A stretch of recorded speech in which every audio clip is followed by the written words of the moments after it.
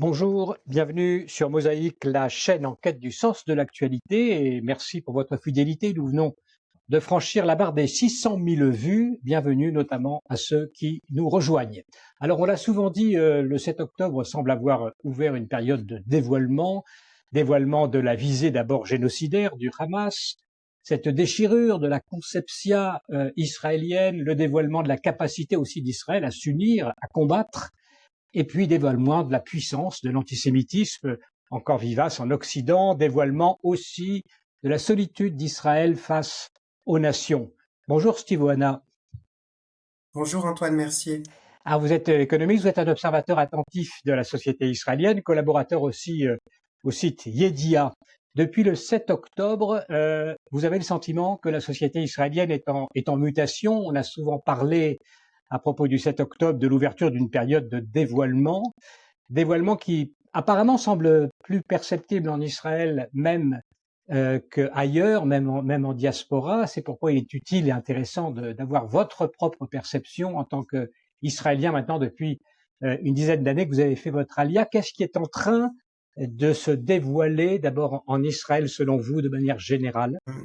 Pour moi, la caractéristique de la période qu'on est en train de vivre, c'est le dévoilement de l'unité d'abord du peuple d'Israël. Donc avant le 7 octobre, on était dans une phase de déchirement très important au sein de la société israélienne. Et à partir du 7 octobre, finalement, on a complètement changé de paradigme et ce changement de paradigme a été extrêmement brutal, quasiment du jour au lendemain. Donc on s'est tous mis à ressentir très fortement cette unité et cette unité du peuple d'Israël se cristallise autour des soldats. Et je pense que, et ça je suis sûr qu'on va avoir l'occasion d'en reparler, c'est pas un hasard si la critique d'Israël du côté occidental se focalise aussi naturellement sur les soldats de Tsahal. Parce que aujourd'hui l'âme d'Israël, elle se trouve chez ses soldats. Donc quand on veut attaquer l'âme d'Israël, on attaque ses soldats, logiquement. Alors pourquoi l'âme d'Israël se trouve chez ses soldats?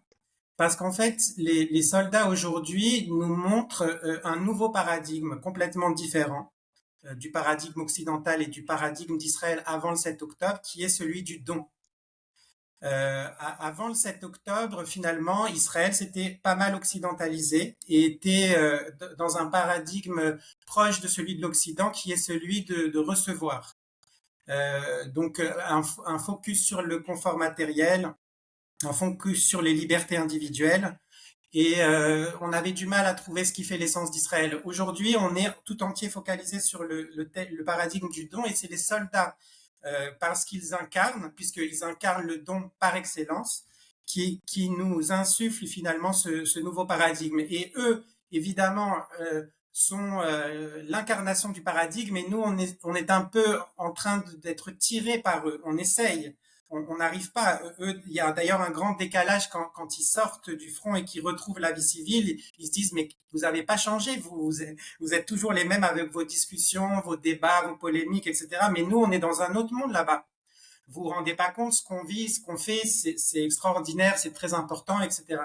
Et donc nous, on essaye. Et alors les moments où finalement la communion est la plus importante et le paradigme du don transparaît de la façon la plus intense, c'est au moment des Shivas et des enterrements de soldats. Et là, je voudrais rendre hommage au soldat Sivan Vel qui est tombé vendredi dernier à Gaza. Et son enterrement a eu lieu lundi. Et là, encore une fois, on a ressenti vraiment l'âme d'Israël qui était là, qui nous transperçait tous. Il y avait des rabbins, il y avait des soldats, il y avait des jeunes, il y avait des vieux.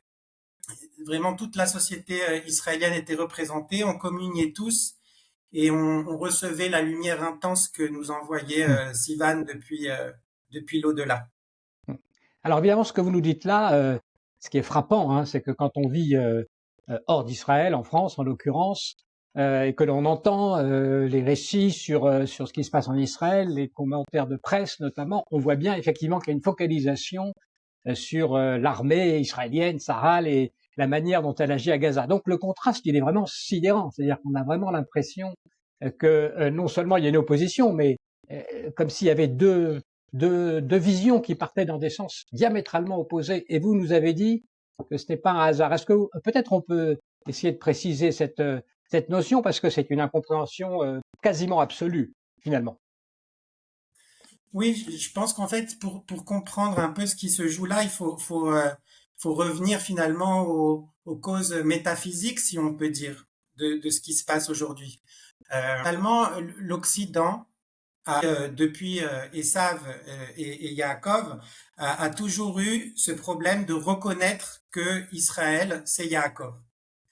Esav a toujours été confronté à ce problème d'identité. Est-ce que c'est Yaakov qui est Israël ou est-ce que c'est moi qui suis Israël?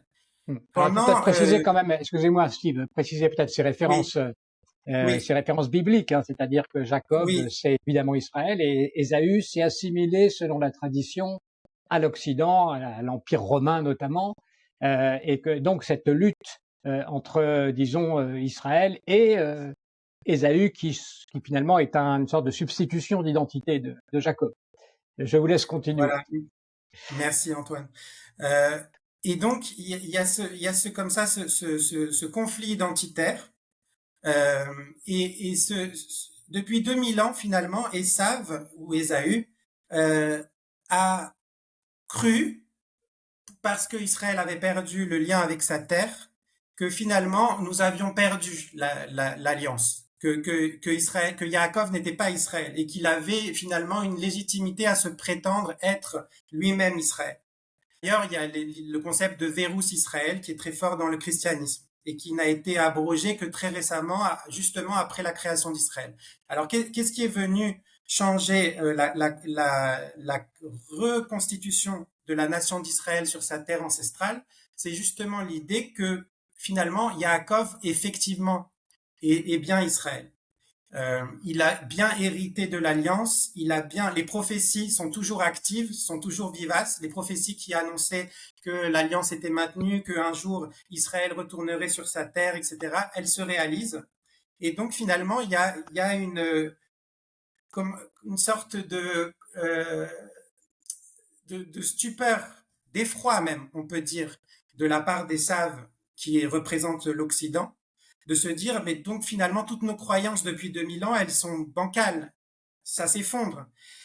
Et ce qui se passe, c'est que on voit que depuis le début de la création d'Israël, l'Occident est mal à l'aise avec Israël. Un coup, il est pour, un coup, il est contre. Euh, il, euh, il a été un ardent supporter de la cause palestinienne et aujourd'hui, la gauche occidentale est la plus grande supportrice de la cause palestinienne. Aujourd'hui, son attitude est très ambiguë par rapport à la guerre qui se déroule à Gaza. Et finalement, chaque apparition des ennemis d'Israël est une occasion pour Esav, ou en tout cas certains dans le camp occidental, pour dire non, mais finalement, nos croyances sont quand même, les croyances qu'on a depuis 2000 ans persistent quand même. Elles ont encore une validité. Hmm. Et on va se focaliser sur la, la nation d'Israël et on va se focaliser sur Tsahal parce que c'est vraiment aujourd'hui ce qui représente la force d'Israël, ce qui représente sa vivacité, ce qui représente finalement les forces vives de l'alliance entre Israël et le Créateur. Donc Hmm. c'est tout à fait logique qu'on s'attaque aujourd'hui, que Esav s'attaque pour conforter ses croyances ou ce qu'il en reste à ce qui fait la force même d'Israël, son Hmm. armée. Alors, quand on voit effectivement la manière dont les continents dérivent, on se demande jusqu'où cela peut aller, jusqu'à une violence ou une incompréhension encore plus grande qui pourrait déclencher même une violence de la part d'Ésaü. Comment vous voyez cette potentialité de violence? Euh, En fait, je crois que la stratégie d'Ésaü aujourd'hui, en fait, c'est Ésaü en tant que gauche occidentale. Il faut bien séparer la tête et le corps d'Ésaü. Aujourd'hui, le problème est avec la tête, qui aujourd'hui domine, impose une certaine hégémonie au niveau culturel, au niveau économique. Aujourd'hui, il y a une chape de plomb qui s'exerce sur le camp occidental. On peut considérer que c'est Ésaü qui est prisonnier d'Ésaü. Avant même de parler du fait qu'Israël est prisonnier d'Ésaü, Ésaü est prisonnier de lui-même. Et c'est cette gauche qui est pleine de haine de soi, pleine de mauvaise conscience, pleine de culpabilité, héritée des guerres du XXe siècle et de la Shoah et de la décolonisation, qui aujourd'hui impose sa chape de plomb. Et son mode opératoire n'est pas celui de la violence directe. Donc je m'inquiéterai pas au sujet de la violence. Son mode opératoire est plus au niveau de la duplicité. Et donc c'est très compliqué de savoir que cette gauche est notre ennemi, parce qu'elle a l'apparence d'un ami. Elle commence, quelques jours après le 7 octobre, par faire un discours extraordinaire, tel que même les chefs d'État israéliens n'ont pas pu le prononcer. Donc on commence par croire que c'est une amie, mais c'est pour mieux tromper, parce que derrière, elle commence à accumuler les critiques et les remontrances et les menaces. Aujourd'hui, il y a même une intervention à peine voilée dans la politique intérieure israélienne. Il y a un leader de la contestation israélienne qui s'appelle Amin Dror qui a révélé récemment, et c'est Caroline Glick, une journaliste israélo-américaine qui a écrit là-dessus, qu'il a des contacts avec l'administration américaine qui lui dit comment procéder pour faire tomber le plus rapidement possible le gouvernement Netanyahou. Donc c'est ça le mode opératoire de l'ennemi, si on peut parler d'ennemi, qu'on a en face de nous.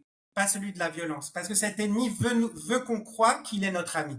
C'est très important pour lui. La gauche a besoin de nous, la gauche occidentale a besoin de nous, et nous croyons avoir besoin d'elle. Moi, ma thèse, c'est que nous n'avons plus besoin d'elle, mais elle a besoin de nous. Alors pourquoi elle a besoin de nous? Parce que nous sommes le cachet moral de tout. Nous sommes la représentation du divin dans le monde, la représentation du saint, de la sainteté dans le monde. Donc quand nous disons que quelque chose n'est plus saint, n'est plus bien, eh ben ça a un impact énorme sur sa légitimité. Donc c'est d'où l'importance pour cette gauche de nous faire croire qu'elle est notre amie et de ne pas perdre notre soutien, notre tampon, notre légitimation morale. Donc ça n'ira pas jusqu'à la violence. Vous parlez de la gauche, mais Esaü, c'est l'ensemble d'un système, hein. Vous parliez de l'économie, vous parliez de tout un système aussi politique mondialisé. Finalement, là aussi, il y a des craquements qui se manifestent dans ce système. Est-ce qu'on est à ce moment où précisément on a l'impression que quelque chose est en train de chuter du côté de l'Occident? Et comment vous le Oui. caractériseriez? Oui, en fait, la chape de plomb est en train d'exploser parce qu'elle est trop pesante. Elle entrave la liberté d'expression, elle entrave finalement même les libertés individuelles dont Esaü ou la gauche occidentale est censée être le champion, puisque les communautarismes, on leur a laissé libre cours, et donc il y a des quartiers entiers, voire des régions où les lois de la République ne s'exercent plus. C'est ce qu'on appelle les territoires perdus de la République. Donc il y a des femmes ou des homosexuels ou des juifs qui ne peuvent quasiment plus y habiter, ou y habiter avec des droits extrêmement limités. Sur le plan économique, c'est une aliénation très importante parce qu'on a une division entre ceux qui gagnent par rapport à la mondialisation et l'immense majorité du peuple, des classes populaires et moyennes qui perdent. Il y a des monopoles, des rentes qui sont apparus. C'est un système en fait complètement dystopique, et où le peuple n'a plus les moyens d'infléchir, puisqu'on lui a enlevé sa liberté d'expression et on lui a enlevé aussi la souveraineté nationale. On a des institutions bureaucratiques, on peut penser à l'OMC, on peut penser à la Commission européenne, à la Cour de justice européenne, on peut penser à la Cour de justice internationale. Enfin, on peut accumuler les exemples qui brident toute souveraineté nationale. Donc, effectivement, c'est pas étonnant que face à toute cette chape, une contre-révolution conservatrice ait émergé en Occident, incarnée notamment par Donald Trump, aussi le mouvement en faveur du Brexit, mais aussi l'Europe de l'Est, la Pologne, la Hongrie, etc. Et aujourd'hui, la gauche, évidemment, avec sa duplicité habituelle, va accuser, va nommer tous ses adversaires politiques populistes, pour les disqualifier d'emblée et pour confisquer finalement la pensée, l'exercice de la pensée et la possibilité d'un changement démocratique. Donc, elle crée les conditions de quelque chose de violent au sein des sociétés occidentales. Donc, c'est ça qu'on peut prédire, c'est qu'il va y avoir un dénouement probablement violent de cette emprise de la gauche occidentale sur les sociétés. Ça veut dire que aussi, finalement, Israël pourrait réapprendre aux nations la notion de souveraineté et du côté positif de cette notion de souveraineté. C'est peut-être ça qui peut aussi être un changement dans ces rapports entre les nations et Israël. Oui, exactement. En fait, Israël est dans une position un petit peu paradoxale parce que d'un côté, il est enchâssé dans le système économique mondial. Et d'ailleurs, il partage avec les sociétés occidentales un bon nombre de maladies. Les monopoles, les rentes, la division entre peuple et élite, entre centre et périphérie, la montée de ce qu'on appelle le populisme, et ça, je vous en expliquer les causes, et il faut vraiment éviter ce nom qui est imposé par la gauche. Donc, il, finalement, Israël n'est pas un modèle vu sous cet angle-là. Vu sous cet angle-là, Israël n'est pas un modèle et on pourrait même dire le contraire, puisqu'on a une classe politique avec un fort niveau de corruption, un système démocratique qui est extrêmement grippé et en panne, avec le système proportionnel qui est arrivé à ses limites. Donc, on a beaucoup de mal. Mais notre chance, si on peut dire, notre chance, c'est que on est resté quand même une nation souveraine. C'est-à-dire qu'on est moins soumis aux diktats d'institutions bureaucratiques supranationales que le reste des nations. Et notamment, ça s'est manifesté sur le plan sécuritaire et militaire. Donc, sur le plan sécuritaire et militaire, Israël a toujours, au moment décisif de son histoire, récupéré sa souveraineté quand sa survie était en jeu. C'est la chance, entre guillemets, si on peut parler de chance, que n'ont pas eu les pays d'Europe, parce que eux, ils n'avaient pas cette soupape-là qui disait, bon là, c'est un enjeu existentiel, il faut vraiment qu'on prenne notre souveraineté parce qu'on peut plus. Et il y a l'Europe de l'Est qui l'a fait vraiment sur le thème de l'immigration parce qu'il s'agissait d'un enjeu existentiel pour elle, mais en dehors de ça, on a du mal à voir cet élan de souveraineté, cette soif de souveraineté se manifester dans les sociétés occidentales comme on peut le voir sur le plan de la sécurité en Israël.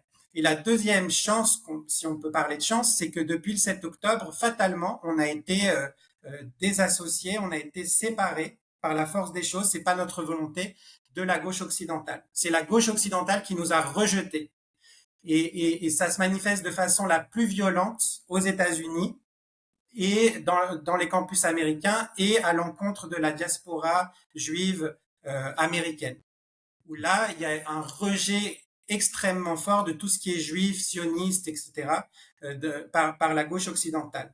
C'est ce rejet qui finalement va nous sauver parce qu'il nous permet de nous libérer de cette emprise de la gauche occidentale, d'ouvrir les yeux sur ce qu'elle est et de comprendre qu'il faut maintenant s'en émanciper. Et alors, est-ce que vous avez l'impression, Steve, Oana, qu'il est encore utile de discuter, d'argumenter avec tous ceux qui cherchent à attaquer Israël ou à délégitimer Israël? Est-ce que vous pensez que le combat idéologique est encore de mise? Oui et non, c'est-à-dire que pour moi, il doit se situer à un autre niveau. Il faut être beaucoup plus sûr de nous-mêmes. C'est-à-dire que face au constat qu'on a fait que c'est Esav qui est en train de rejouer sa crise d'identité et sa jalousie existentielle vis-à-vis d'Israël en essayant de prendre notre place, une fois qu'on a ouvert les yeux sur tout ce mécanisme, c'est plus la peine de faire des thèses sur l'antisémitisme et ses causes, etc. On a compris, ça y est. Et donc, du coup, il faut être un petit peu plus sûr de nous-mêmes et je dirais un peu plus offensif. Donc, par exemple, le Yaakov, pour en revenir encore à la Genèse, avant de rentrer en Eretz Israël, il a une attitude vis-à-vis d'Ésav de conciliation et même de soumission. Il se courbe, il se prosterne 7 fois devant Ésav. Et ça, c'est juste avant son entrée en Israël. Au moment où il se courbe, un seul des enfants de Yaakov ne se courbe pas, c'est Benjamin. Pourquoi il se courbe pas? Parce qu'il est dans le ventre de Rachel. Les 11 autres se courbent aussi. Et Benjamin va être le seul à naître en Eretz Israël et va être le seul à ne pas s'être courbé. Et Yaakov, dès qu'il va rentrer en Eretz Israël, juste après cette confrontation avec Esav, va devenir justement, il va plus s'appeler Yaakov, il va s'appeler Israël. Yaakov en hébreu c'est Ekev, donc c'est ce qui est sinueux, courbé on va dire. Et Israël, c'est Yachar El, donc Yachar, c'est droit. Et Israël va prendre encore un autre nom après qui sera Yeshurun, et c'est encore Yachar. Donc on voit que l'arrivée en terre d'Israël fait que nous sortons de la courbe, du sinueux, pour arriver dans le droit, dans le vertical. Donc nous devons être droits maintenant et sûrs de nous-mêmes et affirmer ce qu'on est. Et c'est en affirmant ce qu'on est sans se justifier, parce qu'évidemment la stratégie de la gauche occidentale, c'est toujours nous pousser à nous justifier. C'est en prenant notre place que finalement on va aider Esav à se libérer de lui-même, donc de sa tête qui est aujourd'hui gangrénée, qui est malade, et de prendre lui aussi la place qu'il doit prendre, c'est-à-dire en fait accomplir sa teshuva. Alors, on a beaucoup parlé de l'Occident, donc d'Ésaü. On n'a pas dit grand-chose sur l'islam. Vous dites que c'est pas l'essentiel aujourd'hui dans cette confrontation, Steve Oana? Non, effectivement, je pense que c'est pas l'essentiel. Je pense que le problème musulman a largement été résolu avec la sortie, le départ des Juifs des pays musulmans et leur arrivée dans soit les terres occidentales, soit en Israël. Aujourd'hui, on s'est séparé d'Ishmaël. On a un conflit avec Amalek. Donc Amalek, c'est pas Ishmaël. Faut vraiment faire le distinguo. Amalek, c'est toutes les forces qui sont dédiées à notre destruction. Depuis le début, la Torah nous donne, en fait, c'est une carte d'identité, la Torah. Elle nous dit quelles sont les forces en présence et où nous allons, et ce que nous devons faire pour favoriser un bon dénouement. Donc c'est vital de regarder nos textes. Et donc la Torah nous dit depuis le début, attention, il va y avoir un peuple, ou plutôt un esprit, une force dans la création qui va être dédiée à votre destruction, toujours, de génération en génération. Et elle va prendre différents visages. Donc au moment de l'histoire de Purim, ça a été Haman, au moment de la Deuxième Guerre mondiale, ça a été Hitler, et aujourd'hui, dans l'époque que nous vivons, c'est le Hamas, mais pas que le Hamas, c'est ses sponsors, donc ça va jusqu'à l'Iran, mais quand je dis l'Iran, encore une fois, il faut bien distinguer la tête et le corps. Le corps de l'Iran va très bien. C'est le peuple le plus favorable à Israël, parmi tous les pays de la région. C'est la tête qui va pas, c'est la République, si on peut l'appeler comme ça, iranienne des Mollahs, la République islamique. Donc c'est ça, c'est pas Ishmaël avec qui nous sommes en lutte aujourd'hui, c'est Amalek. Et Amalek, quand on regarde la Torah, on voit que c'est le petit-fils d'Esav. Donc en fait, il y a un héritage, une lignée qui va de Esav à Amalek. Et Ismaël finalement est en dehors. On voit aujourd'hui au contraire énormément de signes positifs qui viennent d'Ishmaël. Par exemple, j'en cite deux. Le premier, c'est les accords d'Abraham, qui ont été signés avant le 7 octobre. Et évidemment, Amalek attaque toujours au moment où on est en chemin vers notre indépendance, vers notre souveraineté, parce qu'il veut contrecarrer ce projet de redévoilement de l'unité divine à travers Israël. Donc, il a frappé juste après les accords d'Abraham, et de façon extrêmement encourageante, les accords d'Abraham persistent. Aucun des pays signataires ne veut les rompre. Deuxième signe extrêmement encourageant en ce qui concerne Ismaël, c'est l'attitude des Arabes israéliens. Aujourd'hui, il n'y a pas de contestation de la légitimité de la guerre menée par Israël à Gaza. Beaucoup moins de contestation chez les Arabes israéliens que chez les Arabes occidentaux, par exemple, ou dans la gauche occidentale, etc.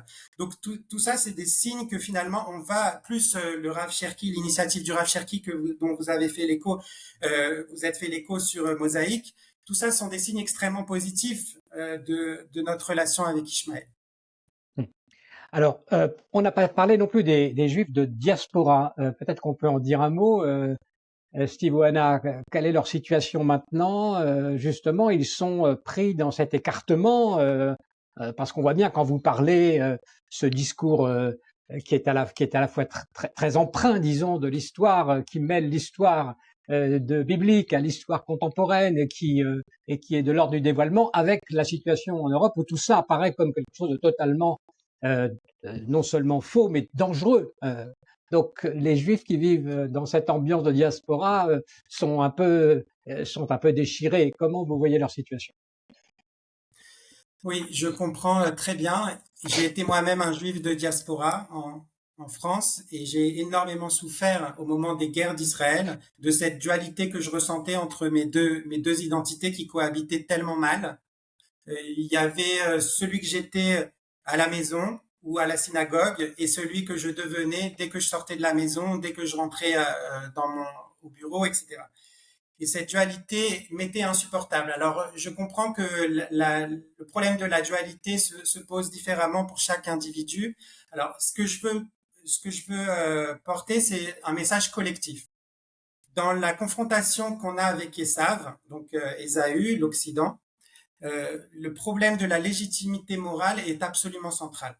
C'est-à-dire, est-ce qu'on est Israël ou pas? Est-ce que cette terre est bien la nôtre ou pas? Est-ce que le sionisme représente aujourd'hui le peuple juif ou pas? C'est ça la question centrale qu'on doit trancher. Or, c'est la diaspora occidentale, contrairement à ce qu'on pourrait penser en pensant que c'est nos soldats qui font l'action, c'est là que tout se joue. En fait, je crois que tout se joue avec la diaspora occidentale, dans la confrontation avec Essa. Parce que c'est eux qui détiennent les clés du débat idéologique, du débat moral quant à la légitimité d'Israël. Et ce sera avec leurs pieds qu'ils décideront, pas avec leur voix. Ils peuvent toujours parler. À la fin, les Occidentaux ou la gauche voient qu'ils restent. En restant, ils montrent que finalement, la gauche a raison. Le projet sioniste n'est pas légitimé. C'est avec leurs pieds. Si des centaines de milliers de juifs français et américains l'été prochain viennent en Israël, le débat est clos. Il est terminé. Il n'y a même plus de débat. La légitimité d'Israël est montrée par les faits. Et d'ailleurs, aux yeux d'Amalek, la même chose va se passer. Donc finalement, je crois que une énorme partie de la solution à nos problèmes en ce qui concerne Esav comme Amalek, et on a vu la parenté entre les deux, viendra de la diaspora occidentale. Alors cette affirmation concrète de cette identité et de ce que vous appelez la légitimité morale, c'est précisément ça qui va changer la donne donc vis-à-vis des nations et qui permettra aussi la reconnaissance des nations. Depuis votre allié, vous vous intéressez aux études juives et aussi à la Kabbalah. Il y a certains kabbalistes qui évoquent un début de tikkun, de réparation du monde depuis le 7 octobre. Bon, on n'a pas beaucoup de temps, mais juste quelques mots peut-être sur ce que ça signifierait concrètement ce tikkun, cette réparation. Avec plaisir. Je pense que l'enjeu, c'est de montrer que finalement, Israël n'est pas là pour rien. Il y a un sens à l'histoire. Et Israël est le porteur de ce sens. Vous savez, la nature dans la Kabbalah est représentée par le cercle. Et Israël est représenté par la droite. Donc Israël imprime une direction au monde. Et la direction depuis que Abraham a eu sa révélation prophétique, c'est que nous allons réparer le lien avec le divin. Le lien qui a été cassé par la faute d'Adam, puis la génération d'avant le déluge, puis la civilisation de Babel. Et donc nous sommes là pour ça. Maintenant, il y a énormément de péripéties. Je pense que nous n'avons pas été proches d'accomplir le tikkun à plusieurs moments de notre histoire du peuple juif. Au moment dans le désert après la traversée de la mer Rouge et la sortie d'Égypte, au moment de la construction du premier temple, entre les deux temples, il y a eu des phases où nous étions pas loin du tikkun. Et puis, après la destruction du deuxième temple, il y a eu ces 2000 ans qu'on appelle l'exil de Rome, où là, on s'est un peu perdu. Nous-mêmes, comme le monde, on a perdu le fil, on a perdu la droite. Et le retour d'Israël sur sa terre nous redonne la direction complètement. Et c'est à nous de la porter. C'est à nous d'en être convaincus d'abord en nous-mêmes et ensuite de la montrer au monde. Et le but n'est pas de remplacer la domination d'Esav par notre domination. Il faut que ce soit parfaitement clair au monde entier que nous, on est là juste pour réparer le lien de l'humanité avec le divin. Pour ça, on doit prendre notre place, c'est tout. On ne demande que notre place, on ne demande que notre terre et notre place. Et à partir du moment où nous aurons notre terre et notre place, chaque nation pourra retrouver, je dirais, la place qui est la sienne. Mais je pense que l'effort le premier, doit venir de nous-mêmes. Stivona, alors je suis sûr qu'il y a des auditeurs ou des gens qui vont réagir. En parlant de discours messianiste, messianiste, c'est devenu un gros mot, alors que vous le réappropriez finalement, ce mot, positivement. Oui, tout simplement parce que l'histoire est messianiste, c'est-à-dire que comme disait un chef d'État, je ne sais plus lequel, celui qui ne croit pas en Israël, celui qui ne croit pas au miracle n'est pas rationnel. C'est-à-dire qu'à un moment, moi je suis très rationnel, je suis un scientifique, je suis économiste, j'ai été dans la rationalité toute ma vie. J'ai eu cette approche un peu rationaliste et scientifique des phénomènes, et en fait, face à l'accumulation des signaux, un esprit rationnel ne peut plus continuer dans la même démarche. Autrement, sinon, il finit par être en contradiction avec lui-même. Quand vous voyez qu'un peuple qui a été exilé dans toutes les nations de la Terre, après 2000 ans d'exil, se retrouve sur sa terre ancestrale à partir de 100 nations différentes, et que ce pays on lui donne pas une chance de survie, honnêtement. Plein de gens ont annoncé notre destruction à maintes reprises, et aujourd'hui c'est un pays extrêmement florissant avec une high-tech, la deuxième la plus puissante du monde, une armée extrêmement puissante également. Enfin bon, je ne peux pas faire la liste de tous les accomplissements parce que c'est juste incroyable. Et cette même terre qui n'a produit aucun fruit, aucune activité économique, aucun développement, rien pendant 2000 ans, quand on n'était pas là. Au bout d'un moment, vous finissez par vous dire, mais oui, il y a un problème, tout ça n'est pas rationnel. Quand vous voyez la focalisation obsessionnelle du monde occidental sur un seul pays, et qu'il oublie des guerres qui font 100 ou 1000 fois plus de, de morts que la nôtre, on se dit tout ça n'est pas rationnel. Et donc on est obligé de retourner au code source. Et quand on voit le code source et qu'on l'analyse avec un esprit attentif et justement un petit peu rationnel, rigoureux, on voit que finalement il apporte beaucoup plus de compréhension des phénomènes actuels que l'approche rationnelle, qui se montre complètement inopérante aujourd'hui et qui nous fait beaucoup souffrir, justement. Parce que comme c'est pas rationnel et qu'on veut exercer notre rationalité pour expliquer quelque chose qui n'est pas rationnel, on se heurte à un os et on souffre inutilement. Donc il faut changer complètement d'approche. Bon, voilà, je crois que ce sera sur cet appel qu'on va terminer. Merci beaucoup, Steve Wanna, de nous avoir parlé aussi franchement, et j'allais dire de manière aussi inspirée, à la fois inspirée et rationnelle. Je crois que ce qui est important aujourd'hui, c'est de bien comprendre ce qui se passe dans la tête des uns et des autres pour essayer de garder malgré tout ce lien et éviter les cassures, les violences. Merci infiniment et à bientôt donc pour d'autres entretiens sur Mosaïque. Merci Antoine. Merci beaucoup d'avoir écouté cette vidéo, et pour suivre nos prochaines interviews, eh bien, vous pouvez vous abonner à Mosaïque. C'est très simple, il suffit de cliquer sur le bouton ci-dessous.